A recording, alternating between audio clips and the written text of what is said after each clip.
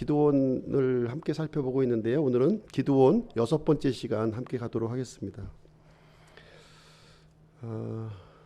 이제 기드온이 이스라엘 백성들을 이렇게 괴롭혔던 이제 미디안 군대들과 이제 전쟁을 하는 장면이 오늘 이제 펼쳐지게 되는데요.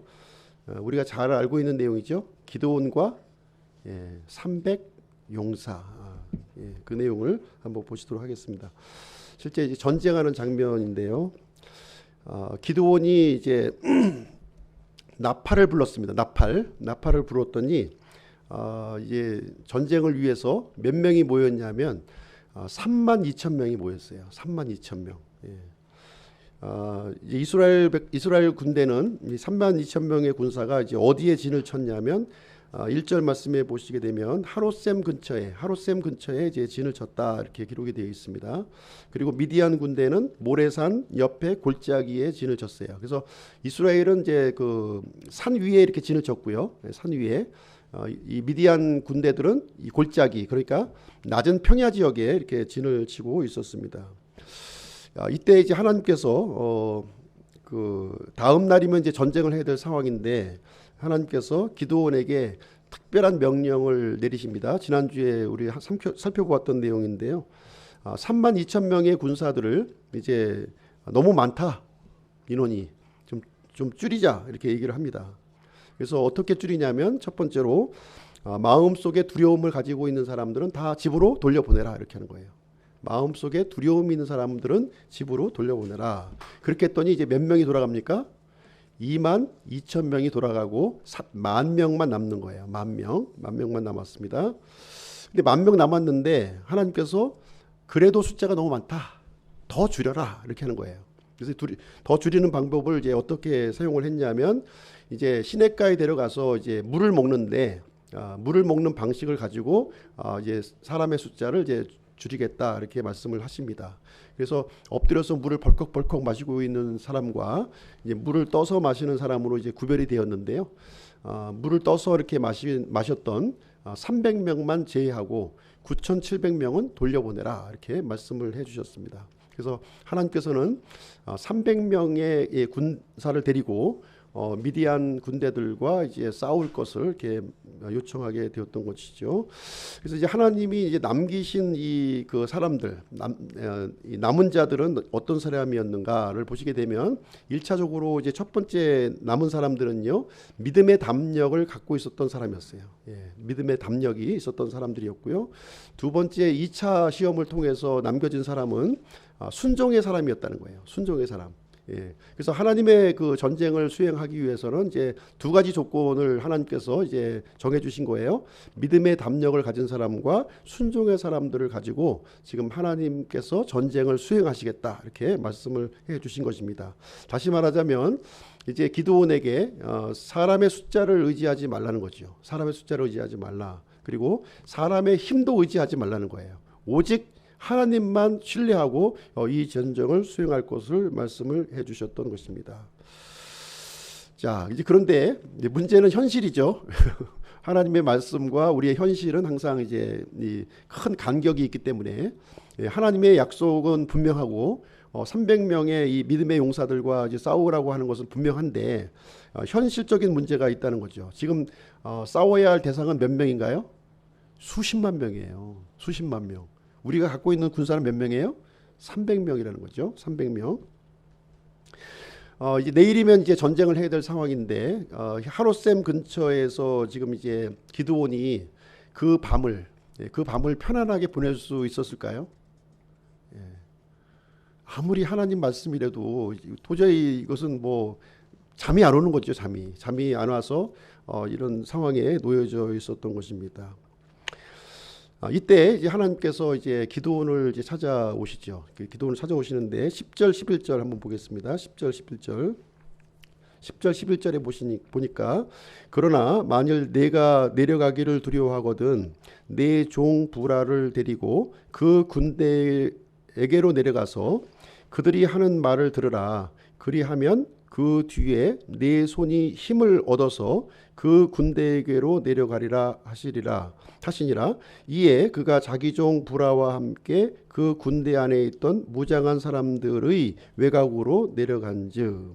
자, 이제 하나님께서 이제 어떤 말씀을 해주시냐면요, 두려워하지 말라는 거예요. 300명의 군사를 가지고 지금 이 기드온이 두려워하는 마음을 하나님께서 알고 계셨고, 두려워하지 말라. 정 두렵거든 네 종 부라를 데리고, 이름이 부라예요. 부라를 데리고 이 적진의 군대로 내려가라. 그래서 이 적군의 그 군사들이 하는 말을 들으면 그리하면 내가 손에 힘을 얻고 이제 전쟁을 하게 될 것이다. 이렇게 말씀을 해 주셨습니다. 이 음성을 들었을 때 기드온은 어떤 마음이었을까요? 여전히 불안하죠. 여전히 불안합니다. 아직 왜 그러냐면 이제 기드온은 숫자의 프레임에 갇혀 있는 거예요. 숫자 이 300명 대 수십만 명. 도저히 이길 수 없는 전쟁이다고 하는 생각이 이제 가득 차 있었던 것이죠. 그래서 또 무기도 변변치 못했던 거예요. 무기도 이스라엘 군대들은 그냥 뭐 짝대기에다가 뭐 이렇게 농기구를 그러니까 전부였고, 적군들은 낙타에 어떤 칼과 창으로 무장된 중무장된 그 군사들이었습니다. 하나님의 말씀 앞에 있지만 눈앞에 있는 현실을 도저히 우리는 무시할 수 없는 그런 상황에 이제 기드온은 놓여지게 되었습니다. 근데 우리도 마찬가지인 것 같아요. 신앙생활을 할 때 현실을 크게 볼 것이냐, 아니면 하나님을 크게 볼 것이냐. 말씀으로 생각했을 땐 하나님을 크게 보시는 게 맞는 것 같은데 실제적인 현실은 그렇지 않다는 거죠. 근데 하나님께서는 무엇을 요구하고 있냐면 이 눈앞에 있는 이 현실의 뭐 큰 것을 보지 말고 하나님의 말씀을 붙잡으라는 거예요. 하나님을 바라보라는 말씀을 하고 있는 거예요, 지금. 그래도 쉽지는 않다는 거죠. 우리가 믿음 생활할 때 이제 우리 세상을 살아가면서 여러 가지 어려움을 이제 겪게 되는 것이고요. 아마 기드온도 지금 아마 같은 심정이었을 거예요. 어떻게 보면 지금 뭐 그 전쟁을 앞둔 상황이니까 더 다급한 그런 그 상황이었지 않은가. 어떻게 보면 절망감 속에 지금 빠져 있을 수도 있겠다는 것을 말씀드릴 수가 있겠습니다. 그러나 우리가 이제 분명하게 우리가 생각해야 될 것은 무엇이냐면 이 환경을 다스리는 분이 누구시라는 거죠. 하나님이 다스린다는 거예요. 이 사실을 지금 이제 하나님께서는 이제 기드온에게 이제 알려주시려고 하는 내용이 여기에 기록이 되어 있습니다. 기드온은 이 하나님의 말씀에 대해서 어떻게 반응을 했냐면 하나님의 말씀대로 순종을 해서 종 부라를 데리고 미디안 군대 쪽으로 내려갑니다. 내려가는 거예요. 내려가니까 이 밤이었죠. 그때는 이제 밤이었는데 12절을 보겠습니다. 12절 말씀을 보시게 되면 미디안 그 군대의 모습이 거기에 기록되어 있어요. 12절 미디안 족속과 아말렉 족속과 동쪽의 모든 자손이 골짜기를 따라 누웠는데 그 수가 메뚜기 같이 많고 그들의 낙타도 수없이 많아 마치 해변의 모래같이 많더라. 지금 이제 그 골짜기에 그 이제 그 장막을 이제 쭉 쳐놨겠죠. 그 장막을 쳐놨을 텐데 거기 아마 횃불이 다 이제 장막마다 이제 꽂혀 있을 것이고, 이제 기드온이 그 모습을 바라보니까 그 숫자가 메뚜기 떼와 같고 바닷가의 해변의 모래알 같이 엄청나게 많은 그 숫자의 그 이 불빛을 이제 바라보게 되었다, 이렇게 얘기를 해주고 있습니다. 하나님의 말씀을 들고 지금 순종해서 내려왔는데 현실은 바뀌었습니까? 안 바뀌었습니까? 현실은 전혀 바뀌지 않았어요. 그대로 더 어떻게 보면 더 엄청난 이 상황을 지금 이제 기드온은 목격을 했고, 아마 답답한 심정을 아마 어떻게 할 수 없는 그런 상황에 놓여져 있었을 것입니다. 그런데 이때 이제 그 적진의 모습을 참 그 마음을 졸이면서 이렇게 바라보고 있는데 이제 끝났구나, 우리는 이제 뭐 다 죽었구나 하는 생각을 갖고서 이제 바라보고 있었는데 13절 말씀에 보니까 이제 어디선가 이제 목소리가 들리는 거예요. 목소리. 그 목소리를 한번 주목해서 보겠습니다. 아주 뭐 그 밤중인데 생생하게 그 목소리가 전달되어 오고 있는 거예요. 13절 기드온이 그곳에 이른즉 보라, 어떤 사람이 자기 동료에게 꿈을 고하며 이르기를 보라, 내가 한 꿈을 꾸었는데 보라, 보리빵 한 덩이가 미디안 군대 안으로 굴러 들어와 한 장막에 이른 뒤에 그것을 쳐서 무너뜨려 뒤엎음에 그 장막이 쓰러지니라. 여기 보니까 이제 그 경계병이겠죠. 경계병. 경계병이 경계병이 이제 꿈을 꾸었는데 꿈을 꾼 거예요. 꿈을 꾸었는데 어떤 꿈을 꾸었냐면 보리빵 한 덩어리가 이렇게 쭉 굴러왔는데 꿈속에서 굴러왔는데 미디안의 그 장막 있잖아요. 이 텐트를 가지고 이렇게 굴러와 가지고 텐트를 완전히 이렇게 무너뜨려 버렸다는 거예요. 완전히. 네, 그런 꿈을 이제 꾸었다 하면서 이제 그 두 사람이 보초를 서고 있었는데 한 사람에게 꿈 얘기를 이제 한 겁니다. 보리빵과 관련된 이제 꿈 이야기를 여기서 해주게 되는데 그 꿈을 이제 그 들은 병사가 또 해석을 해주는 거예요. 그게 무슨 꿈이냐 하는 거. 도대체 난 무슨 꿈인지 모르겠다 이렇게 이제 얘기해 줬더니 그 들은 병사가 그 꿈에 대한 해석을 또 해몽을 여기서 해주는 장면이 14절에 기록이 되어 있습니다. 14절. 그의 동료가 응답하여 이르되 이것은 다름이 아니요 이스라엘 사람 요아스의 아들 기드온의 칼이라 하나님께서 미디안과 그 온 군대를 그의 손에 넘겨주셨느니라 하더라. 이 꿈이 무슨 뜻이냐 하면 그 이 보리빵 한 덩어리는 요아스의 아들 기드온의 칼이라는 거예요. 기드온의 칼. 이 기드온이 이제 우리 미디안 군대 모두를 그 기드온에게 다 넘겨주었다. 지금 이 얘기를 해주고 있는 거예요. 그 꿈의 해석이 이 해석이다 하면서 설명을 해주는 장면이 이제 여기에 기록이 되어 있습니다. 여기 이제 미디안 군대의 이 경계병이죠. 이 두 경계병은 기드온을 알고 있었다는 거예요. 예, 그렇죠? 기드온을 알고 있었고 기드온을 또 두려워하고 있었고 기드온 때문에 우리 미디안 이 군대들이 다 전멸할 위기에 놓여 있다고 하는 그 두려움 속에 지금 빠져 있는 모습을 적나라하게 지금 알려주고 있는 거예요. 지금 그렇죠? 그런데 우리가 이제 그 한번 생각을 해보면 이 실상 기드온이 지금 무서워하고 있었잖아요.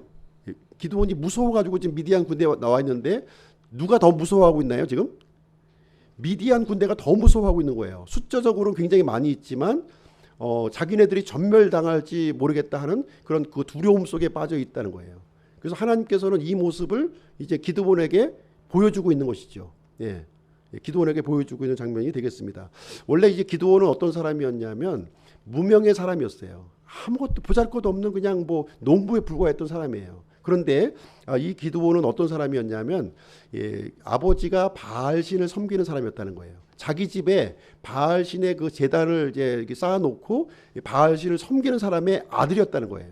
보잘것없는 그런 사람이었어요. 이스라엘에서도 내놓을 것이 없는 그냥 평범한 농부의 아들이었고 그 어떤 그 바알신을 섬기는 그 집안의 자식이었다 하는 것을 이제 성경에서는 알려주고 있는데 지금 이 기드온은 굉장히 유명한 사람이 된 거예요. 지금 보니까 이 경계병의 얘기를 들어보니까 굉장히 유명한 사람이 된 거예요. 그럼 어떤 일로 유명한 사람이 되었을까? 이제 그 내용을 살펴보시게 되면 이제 이 기드온이 하나님의 명령을 순종을 해서 아버지 집에 있는 바알의 제단을 다 무너뜨려요. 예. 그리고 거기에다가 이제 하나님의 제단을 쌓고 하나님 앞에 희생물을 드리는 일을 진행합니다. 이 앞전의 내용을 보시게 되면 그래서 이제 기드온의 이름이 이제 어떻게 불려지게 되냐면 여룻바알이라고 하는 이름으로 불려지게 됩니다. 여룻바알. 그러니까 바알과 견주었던 사람이라는 뜻이에요. 여룻바알이라고 하는 뜻은 이제 이스라엘 백성들에게 이제 전반적으로 퍼져 있던 것이 무엇이냐면 바알을 신을 섬기는 그런 일이었다는 거예요. 하나님을 섬겨야 될 백성들이 바알을 섬기는 백성이었어요. 근데 기드온이 밤중에 가서 바알 신을 완전히 다 뒤집어 엎어버리는 거예요. 이 일로 인해서 여룻바알이라고 하는 이름을 얻게 되었고 이 여룻바알이라고 하는 이름이 이스라엘 전역으로 퍼졌을 뿐만 아니라 미디안까지 번져나간 거예요. 미디안까지. 이 기드온이라고 하는 사람이 있는데 바알을 견주었던 사람이다. 네. 지금 그 기드온이라고 하는 사람이 지금 우리의 지금 이제 이 대적으로 지금 있는 그 적군의 장수라고 지금 이제 알고 있었던 거예요. 그래서 이 기드온은 하나님이 함께하는 사람이기 때문에 이번 싸움만큼은 지금까지는 이스라엘을 계속 7년간 괴롭혔지만 이번 그 기드온이 지금 이제 앞장서 있는 이 싸움만큼은 우리한테 절대적으로 불리하다. 네. 왜냐하면 바알을 무찔렀던 그 장수가 지금 이제 이스라엘을 지금 지휘하고 있기 때문에 이번에는 우리가 멸망할 것이다 하는 그 두려움 속에 갖고 있었던 거예요. 큰 인원을 갖고 있었지만 그 마음 속에 더 큰 두려움이 미디안 이 군대들에게 이제 퍼져 있었다는 것을 우리 이제 알게 된 겁니다. 그래서 내가 무서운 줄 알았더니 상대방이 더 무서워하고 있는 거예요. 이 모습을 이제 기드온이 발견을 하고 있었던 모습을 이제 얘기를 해주고 있습니다. 그래서 이 꿈 얘기를 듣는 순간 이제 확신을 한 거예요. 확신을 했어요. 확신. 이제 우리 하나님께서 나와 함께 하시고 이제 이 전쟁은 우리가 승리할 것이다 하는 것을 확신을 이제 이 두 경계병의 꿈 얘기를 듣고 이제 확신을 하게 됩니다. 그러면서 이제 진영으로 돌아와서 이제 전쟁 준비를 이제 하달 해요. 15절 내용이 거기에 기록이 되어 있습니다. 전쟁 준비를 진행합니다. 15절. 기드온이 그 꿈과 해석하는 말을 듣고 경배하며 이스라엘 군대로 돌아와서 이르되 일어나라 주께서 미디안 군대를 너희 손에 넘겨주셨느니라. 그래서 확신 있게 지금 이제 이 하달하는 거예요. 이 그 작전 명령을 하달하는 거죠. 이제 몇 명한테 합니까? 지금 300명을 앞에 놓고 수십만의 군대 앞에서 지금 이제 확신에 찬 어조로 지금 이제 전쟁에 준비하라고 지금 작전 명령을 지금 하달하고 있습니다. 그래서 하나님 앞에 기도는 경배하고 하나님의 이 확신 있는 이 말씀을 이 병사들에게 하달하는 모습이 여기에 기록이 되어 있습니다. 자, 이제 기도원의 이제 모습을 보게 되면 하나님의 말씀에 순종했을 때 어떤 일이 났어요? 이제 이 적군의 그 진영으로 내려가서 경계병의 이야기를 듣게 한 거예요. 하필이면 그 장소에서, 하필이면 그 시각에, 조금만 늦었어도 그 말을 못 들었을 거예요. 그 장소에, 그 시각에 하나님의 섭리로 그 이야기, 꿈 이야기를 듣게끔 이렇게 한 거죠. 그래서 그 꿈 이야기를 듣고 기드온은 확신을 갖고 전쟁 준비를 진행하게 된 것입니다. 그래서 기드온은 어떤 생각을 가졌냐면 하나님께서 우리와 함께 하시고 이 밤을 넘기면 안 된다. 이 밤중에 이 전쟁을 끝내자 하는 결단을 이제 기드온은 이제 갖게 되었습니다. 그래서 이제 기드온이 이제 그 준비한 이 전략은 무엇이냐면은 우리가 갖고 있는 이 최선의 전략을 세운 거예요. 최선의 전략. 어차피 무기로도 안 돼요. 숫자로도 안 됩니다. 그럼 뭐 가지고 할 거예요? 가지고 있는 물건을 가지고 이제 진행을 하는데 여기 이제 그 작전 계획이 여기에 나와 있는데 16절, 17절에 그 작전 계획이 이제 구체적인 작전 계획이 나와 있습니다. 16절, 17절 보겠습니다. 300명을 세 무리로 나누어 각 사람의 손에 나팔과 빈 항아리를 주고 빈 항아리 안에 등불을 주며 그들에게 이르되 나만 바라보고 그대로 하되 보라 내가 그 진영의 외곽에 이르거든 내가 하는 대로 너희도 그리하며. 자, 300명을 어떻게 나눴어요? 세 부대로 나누었습니다. 세 부대로 이제 이렇게 나누게 되었고 그 각 사람에게 주어진 그 이 무기가 있습니다. 뭐냐면 나팔, 빈 항아리, 그 다음에 등불. 요 세 가지를, 횃불이 아니에요. 횃불이 아니라 등불입니다. 등불. 횃불은 이제 이 항아리 속에 집어넣으면 다 꺼져버려요. 그래서 항아리 안에 이 등불을 이렇게 집어넣는 겁니다. 왜냐하면 적군들이 이 불빛을 이제 발견하지 못하도록 하기 위해서 등불을 빈 항아리에다가 집어넣고 이렇게 준비를 하게 된 것입니다. 그러면서 이제 기드온은 300명 중에 세 부대로 이제 나누어서 한 부대를 이렇게 그 담당을 했고 나만 바라보고 내가 하는 대로 따라하라고 지금 이제 작전 명령을 이제 하달한 거예요. 그래서 기드온이 지금 이제 계획한 작전은 무엇이냐면 기습 작전과 교란 작전인 거예요. 직접적인 전투를 하려고 하는 것이 아니라 이 수십만 명의 미디안 군대를 교란 작전을 지금 진행할 것을 지금 이제 생각을 하게 되었습니다.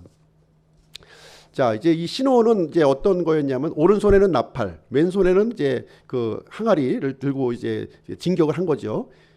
뭐 뛰어갔다기보다는 이제 아주 은밀하게 이제 그 적진 근처의 외곽 쪽 초소 쪽으로 접근해 갔다 이렇게 볼 수가 있겠습니다. 그래서 기드온의 나팔 소리가 불려지게 되면 그것을 신호로 해서 이제 그 나머지 부대들이 또 나팔을 불고 그러면서 이제 항아리를 깨트리는 거예요. 항아리를 깨트리면 그 안에 있는 등불이 환하게 이제 빛을 이제 발하게 될 것이죠. 그래서 300명의 군사들이 아마 그 미디안 군대 전체를 이렇게 둘러싸지는 못했을 거예요. 아마 일정 부분의 어떤 한 구역을 이렇게 그 외곽 쪽 초소를 아마 점령을 했을 수 있을 것이고요. 그래서 점령을 해서 나팔을 이제 불고요. 항아리를 깨트리고 그래서 300명의 이 등불이 이제 일시에 이게 비춰지도록 하는 그 전략을 이제 세우게 되었습니다. 자, 18절 말씀 보겠습니다. 18절.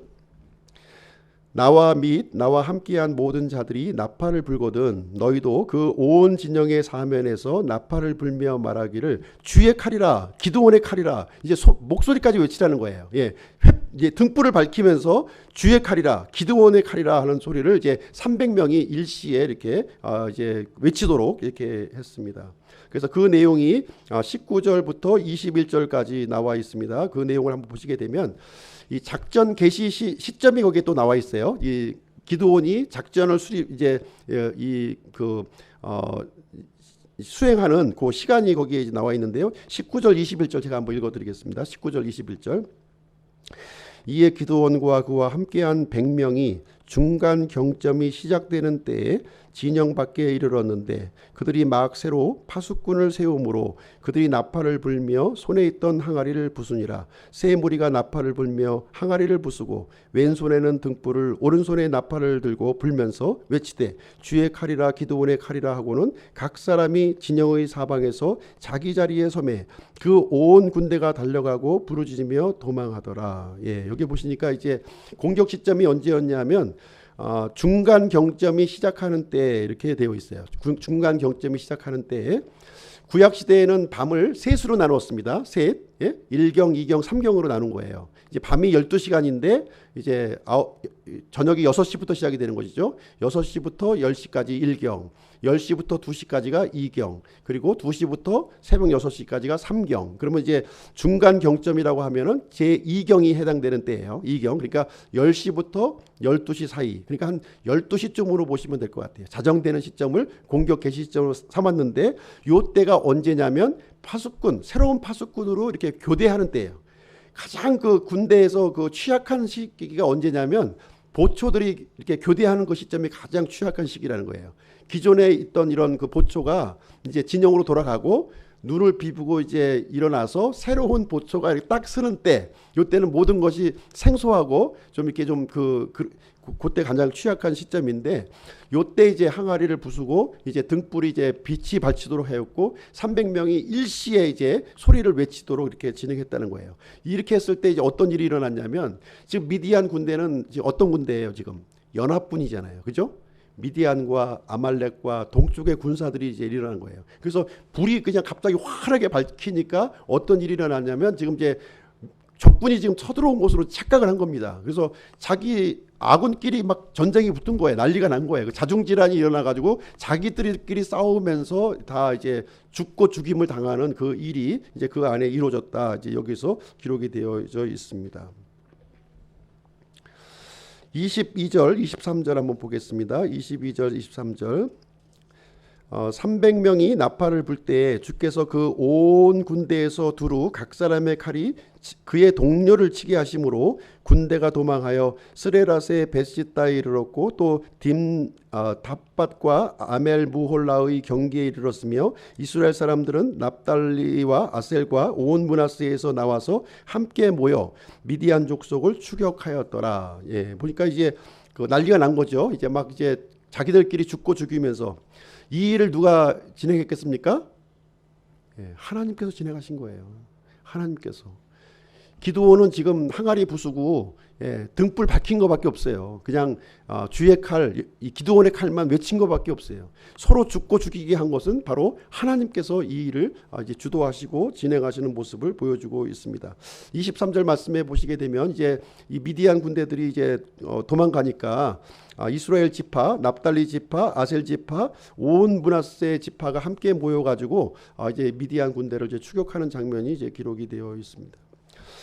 그래서 이제 24절, 25절 내용을 보시게 되면 이제 미디안의 두 통치자가 이제 죽는 장면이 거기에 기록이 되어 있어요. 24절, 25절 보시게 되면 이제 에브라임 지파들이 이제 요르단 나루터를 지금 이제 점령을 했고요. 이제 이 사람들이 도망을 하려면 어디로 해야 되냐면 요르단을 건너서 이제 동편 땅으로 이제 가야 되는 것이거든요. 이제 도망가지 못하도록 이 나루터를 이미 이제 에브라임 사람들, 이 사람들이 점령을 했고 이제 그 안에서 이제 이 그 미디안 군대를 이제 추격하고 죽이는 장면이 기록되어 있습니다. 이때 군대를 지휘했던 두 통치자 오렙, 오렙과 스앱이라고 하는 통치자의 이름이 여기 등장하고 있는데요. 오렙은 반석에서 이제 죽었고요. 스앱은 포도즙 틀에서 이제 잡아서 죽이는 장면이 여기에 기록이 되어 있습니다. 그래서 오늘 이제 그 300명의 그 사람들을 통해서 이제 하나님께서 이제 특이한 장면으로 진짜 특이한 장면이죠. 예, 거의 불가능한 전쟁을 승리로 이끌어주는 장면을 여기서 보게 됩니다. 그래서 기드온은 어떤 사람이었나요? 기드온은 뭐 그냥 그 보통의 평범한 사람이었어요. 평범한 사람이었지만 하나님께서 어떻게 보면 평범하기보다도 우상을 숭배하는 집안의 그 작은 아들이었다는 거예요. 이 사람을 이제 강한 용사로 하나님께서 준비를 시켜 가시는 거예요. 하나하나의 과정을 통해서 준비를 시켜 나가십니다. 그래서 하나님이 함께 하신다는 표적을 이렇게 보여주시게 되고 이 기드온의 믿음을 이렇게 조금씩 이렇게 세워가시는 하나님의 모습을 보게 됩니다. 그리고 이제 기드온은 이 하나님의 말씀에 대해서 이렇게 순종으로 반응을 했던 거죠. 물론 표적을 요구하기도 했지만 하나님의 말씀을 순종으로 반응하면서 그 믿음이 자라게 되고 하나님의 귀한 이로 쓰임을 받게 되는 이야기가 이제 여기에 기록이 되어 있습니다. 그래서 인간적으로 도저히 이길 수 없는 이 불가능한 전쟁을 승리로 이끌어가는 이 하나님의 기적을 이렇게 체험하는 그 일을 하게 됩니다. 우리의 그 삶의 현장도 마찬가지인 것 같아요. 이 기드온과 마찬가지로 우리도 기드온과 같은 사람 아니겠습니까? 이렇게 하나님을 믿지 못하고 무언가 이렇게 의심을 하고 그렇게 하나님의 말씀을 굳게 붙들지 못하는 우리이지만 하나님께서 우리의 믿음을 이 작은 연약한 믿음을 귀하게 보시고 조금씩 우리를 믿음으로 이렇게 인도하시는 모습을 보게 됩니다. 그래서 우리가 해야 될 일은 무엇이냐? 이 들려지는 하나님의 말씀에 대해서 순종하는 거라는 거예요. 순종할 때 하나님께서 기대하시는 그러한 일들이 나를 통해서 이루어진다고 하는 사실을 우리가 볼 수가 있어요. 그래서 우리가 이제 우리 주변의 이 환경을 바라볼 때에는 우리가 이제 위축될 수밖에 없는 게 사실입니다. 그러나 하나님의 말씀을 이렇게 하나하나 순종해 나갈 때 하나님께서는 그 환경을 이렇게 무너뜨리시고 우리를 승리의 길로 이끌어 가신다는 것을 우리가 이제 생각을 해 볼 수가 있습니다. 그래서 우리가 때로는 이제 숫자의 논리에 빠져들 때가 있고요. 어떤 규모의 논리에 빠져들 때가 있어요. 근데 그런 논리에 빠지게 되면 우리는 실패하고 좌절된 인생을 살 수밖에 없다는 것입니다. 그러나 우리가 믿음의 자리로 하나님을 더 크게 바라보았을 때, 그 하나님의 말씀을 순종하는 자리에 있을 때는 우리가 감당할 수 없는 그런 중대한 적을 우리가 무찌르게 하여 주시고 우리가 승리의 길로 걸어갈 수 있도록 우리를 마련해 주신다는 것을 얘기를 해주고 있습니다. 중요한 것은 믿음의 자리를 지키느냐, 지키지 않느냐가 중요한 것이지 적군이 숫자가 많으냐 적으냐 하는 것은 중요하지 않다는 거예요. 환경은 중요하지 않다는 것이죠. 믿음의 눈으로 환경을 바라보는 그런 일을 우리가 해야 될 줄로 생각을 합니다. 이제 결론을 좀 내리도록 하겠습니다. 오늘 이제 말씀을 통해서 우리가 이제 생각해 볼 수 있는 것은 기드온의 믿음을 우리가 보게 되는데요.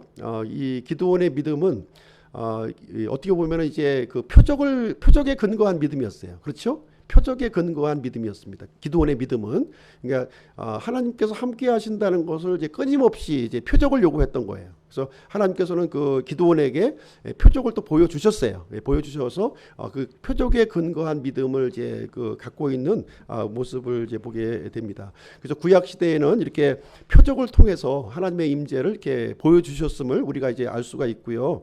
그런데 우리가 신약 시대에 살고 있는 오늘날 우리에도 기드온과 같이 표적에 근거한 믿음을 가져야겠느냐 하는 것이죠. 그렇지 않다는 거예요. 이제 이 신약 시대에 살고 있는 우리들은 하나님의 말씀이 완성된 시대에 살고 있는 거예요. 이제 이 표적에 근거한 믿음이 아니라 우리는 어떤 믿음을 가져야 돼요? 말씀에 근거한 믿음을 가져야 된다는 거예요. 하나님께서 표적보다도 더 확실한 말씀을 우리에게 보여주셨다는 거예요. 신약시대에 살고 있음에도 불구하고 여전히 기드온처럼 꿈 이야기에 의존하고 표적을 의존하고 그래서 안 된다는 거예요. 그거는 잔상이요 그림자에 불과한 거예요. 그것을 이 시대에 자꾸 요구한다고 하는 것은 어리석은 짓이라는 거예요. 하나님의 말씀이 완벽하게 주어진 상태에서는 뭘 붙들어야 돼요? 꿈이라든가 이런 표적을 구하는 게 아니라 말씀을 구해야 된다는 거예요. 말씀이 더 확실한 말씀으로 기록된 말씀으로 문서로 주셨는데 문서를 붙잡아야지 그 그림자를 붙잡아야 되겠습니까? 집을 살려고 하는데 집에 그림자 백날 붙들고 있으면 뭐예요? 해 지나가면 그림자 계속 바뀌잖아요. 밤 되면 또 없어지는 것이고 뭘 붙들어야 돼요? 매매 문서를 붙들어야 된다는 거예요. 매매 문서. 그것처럼 우리는 확실한 하나님의 말씀, 약속의 말씀을 우리는 붙들어야 된다는 사실을 여기서 이제 우리가 이제 배워야 할 것입니다. 두 번째로 이제 우리가 이제 그 삶의 현장에서 어려운 일들을 많이 겪잖아요. 그렇죠? 이 기드온과 같이 참 수십만 명의 미디안 군대와 싸워야 되는 그런 그 상황에 놓여지게 됩니다. 근데 이 싸움을 가만히 살펴보시게 되면 물리적인 싸움이라고 보다는 영적인 싸움이라는 거예요.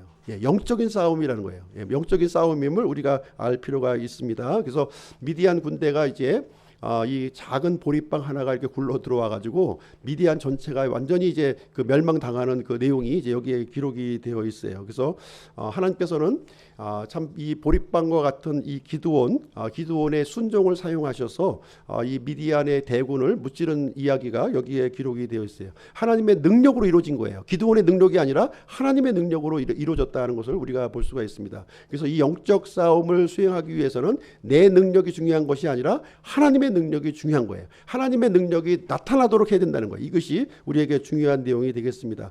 우리에게 보리빵은 무엇입니까? 우리에게 보리빵. 기드온 시대는 기드온이 이제 보리빵이었지만, 기드온의 칼이 보리빵이었지만, 현 시대에 살고 있는 우리에게 보리빵은 뭡니까? 이 보리빵은 그리스도의 십자가라는 거예요. 그리스도의 십자가. 그리스도의 십자가가 우리의 보리빵인 거예요. 보리빵. 그래서 이 보리빵은 그리스도의 십자가 사역을 예표하고 있다, 이렇게 말씀을 드릴 수가 있겠습니다. 이 십자가는요, 믿지 않는 사람들이 볼 때는 너무나도 어리석은 일이에요. 그렇지 않습니까? 유대인들에게는 넘어지게 하는 것이요, 그리스인들 헬라인들이 보기에는 이게 어리석은 것으로 바라보게 된 거예요. 그러나 하나님을 믿는, 예수 그리스도를 믿는 우리들에게는 하나님의 능력이 된다는 거예요. 그래서 우리 신약 시대 그리스도인들이 붙잡아야 될 것은 무엇이냐? 가장 선명하게 붙잡아야 될 것은 예수 그리스도의 십자가라는 거예요. 이 보리빵의 그 한자어가 보리맥으로 되어 있습니다. 보리맥자를 보시게 되면 보리맥이 어떻게 되어 있냐면 나무 목자에, 그렇죠? 나무 목자에 사람 인자가 두 개 양쪽에 있고요. 밑에 저녁 석자가 이렇게 있는 거예요. 이렇게 보리맥. 이게 보리맥이에요. 보리맥. 그러니까 십자가에 두 명의 사람이 있고요. 저녁이에요. 이게 무엇을 얘기해 주고 있습니까? 갈보리 십자가를 우리에게 알려주고 있는 말씀이 아니겠어요? 이 단어 자체가 우리에게 설명해 주고 있는 거예요. 우리 신약 그리스도인들이 분명하고 선명하게 붙들어야 될 것은 무엇이냐면, 사람들이 볼 때는 우습고 뭐 부끄럽고 뭐 천하게 보이지만, 우리 그리스도인들은 우리를 위해서 자기 몸을 버리시고 십자가에서 피 흘려 대속의 피를 흘려주신 예수 그리스도가 우리의 보리빵이 되신다 하는 것을 믿는다는 거예요. 이것을 믿고 나아갈 때 하나님의 능력이 나타나고 우리를 영적인 싸움에서 승리로 우리를 이끌어 주신다 는 것을 우리에게 가르쳐 주고 있는 말씀이 되겠습니다. 이것은 변함없는 진리라는 거예요. 변함없는 진리예요. 그래서 눈앞에 있는 숫자의 논리, 이런 규모의 논리에 빠지지 말고 그리스도인들은 믿음 안에서 믿음의 싸움을 싸우는 거예요. 우리가 갖고 있는 최고의 자산, 우리가 갖고 있는 자산을 최대한 활용해서, 기드온은 이 등불과 항아리와 나팔을 가지고 미디안 군대를 무찔렀어요. 그렇죠? 우리가 세상 사람들과 싸우려면 수십만 명의 군대면 우리는 수백만 명 있어야 되는 거예요. 그렇지 않습니까? 다른 사람이 칼과 창으로 무장하면 우리는 더 좋은 칼과 창으로 무장해야만 이길 수 있는 거예요. 그게 세상의 논리예요. 그러나 하나님의 논리는 다르다는 것이죠. 영적인 눈으로 보면 다르다는 거예요. 우리는 이 항아리와 빈 항아리와 또 나팔과 이 등불을 가지고도 얼마든지 수십만 명의 그 대적들을 물리칠 수 있다고 하는 사실을 우리에게 가르쳐 주고 있습니다. 그래서 십자가 아래서 우리가 승리할 수 있음을 우리가 좀 생각해 보시고요. 이것은 어디에서 나오느냐? 이 승리의 근원은 이 말씀에 대한 순종에 있다는 거예요. 말씀에 대한 순종. 처음부터 큰 말씀에 우리가 순종할 수 없어요. 작은 말씀부터 순종하는 거예요. 작은 말씀부터 순종하다 보면 큰 내용까지도 우리가 순종하게 하는 일이 일어난다. 그래서 궁극적으로 그 순종을 통해서 하나님은 능력을 나타내시며 우리는 승리로 이끌어 주신다는 것을 말씀해 주고 있습니다. 그래서 오늘날 이제 하나님의 말씀이 참 희귀한 때예요. 이렇게 강단에서 설교로 굉장히 많이 선포가 되고 있지만, 정작 이 말씀에 참 이 신뢰를 갖고 순종하는 사람이 과연 몇 사람이 되고 있느냐? 그렇게 많지 않다는 거죠. 그렇게 많지 않아요. 여전히 환경을 의지하고요, 사람을 의지하고요, 어떤 물리적인 것을 의지하고 있는 거예요. 그래서 우리 그리스도인들은 이 믿음을 의지해야 된다는 것을, 말씀을 의지해야 된다. 그것이 우리가 살 길이고 우리가 승리의 길이다 하는 것을 가르쳐주고 있는 내용이 되겠습니다. 그래서 하나님의 말씀에 반응하시는 믿음의 사람이 되시기를 주님의 이름으로 축원드립니다. 기도하고 마치도록 하겠습니다.